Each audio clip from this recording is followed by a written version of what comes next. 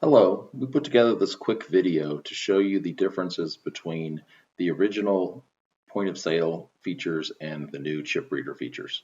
One of the first things you'll notice on the new order port software is the fact that they've gone away from the pastel colors and gone with more vibrant colors, sharper images, but you'll also notice that most of the buttons are still the same as they were before.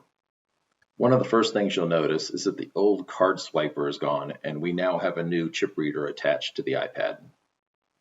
To check the connectivity of this new chip reader, first you need to hit the Tools button, and when you hit the About button, you'll see this screen, which is significantly different from ones you've seen in the past. The controls for the chip reader fall under the first mile settings. Press this button and you'll get this screen. The hardware screen shows which chip reader you're connected to. We've labeled each chip reader with the last 3 digits of its serial number. That is the number that's going to show up at the top of this screen. The screen also shows you how much power is left in the chip reader. Please keep an eye on this and make sure your chip reader is recharged before it goes dead.